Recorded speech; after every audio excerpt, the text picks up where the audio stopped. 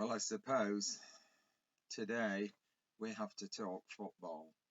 Now, let me make something very clear. I know very little about football, even though at one time I used to run the school football team at Beech Hill School and later again at Gilded Hollins School. As I said, I knew nothing about the game, but I had a friend and also a dad who did. So they ran the training sessions and the teams for me, whilst I organised the fixtures and made the drinks. I always wanted the team to win, and I was delighted whenever we did. At times we had really great teams, but I was not prepared to win at any cost. In Loughton we had to produce a protocol of behaviour for parents supporting their children at matches, with a warning that bad language and threatening behaviour towards the young referees would result in an instant ban. Those few parents who did behave badly, excuse for their behaviour was that they couldn't really help it because they got caught up and carried away in the game. Their attitude was, this is just how it is. I remember some years ago listening to a debate on television on the problems in and with football at the time. At least one of the panellists was a footballer.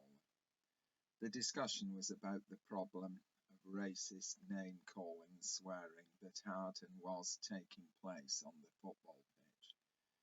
The footballer was saying that it was just how it was, and there was nothing that could really be done about it, because he said you had to taunt the opposition that it was gameplay, and the way that this happened was by using bad language and by metering out insults. And these sportsmen were grown men who were watched by thousands of children and listened and copied by them. There is nothing that you can do about it, he said, because that is how it is.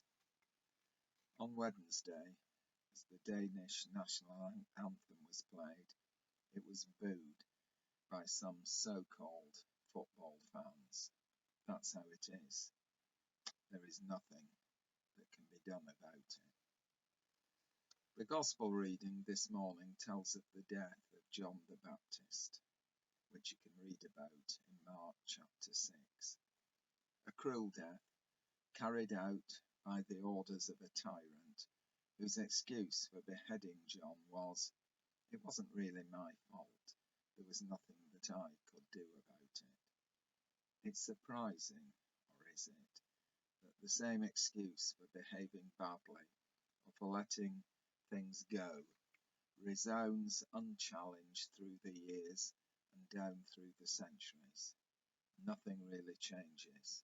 There's nothing that can be done about it.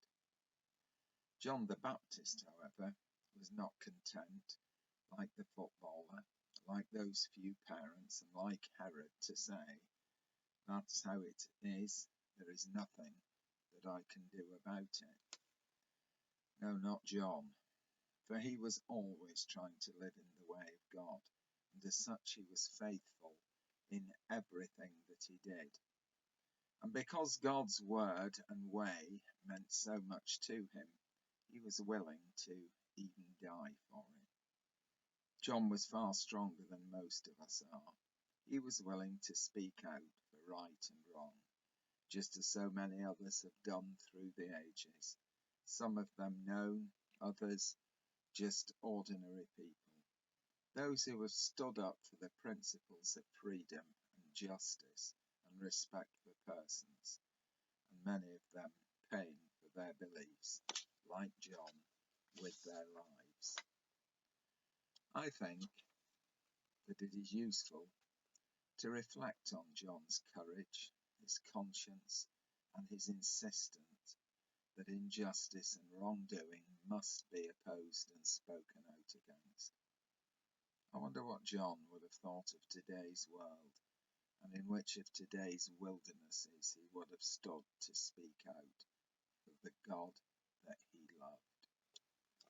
I hope very much, as I would think all of us do, that England win tonight, but not at all costs.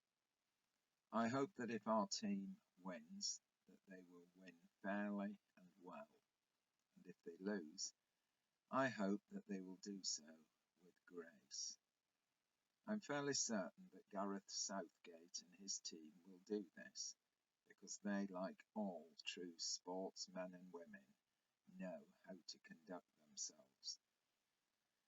Something was and could be done about those few parents who behaved so badly at those children's football matches.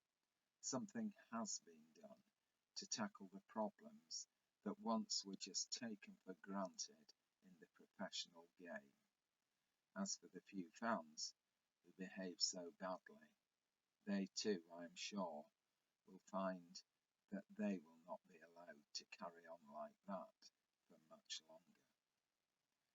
So just where are the wildernesses of today? Well, the answer to that, I suppose, is quite simple. The wilderness is in all places where God's love is not lived because it is ignored or forgotten about. I think that it's up to us, all of us, to try and transform the wilderness, those desolate places, and never to say, that's how it is, there is nothing that we, anyone, can do about it.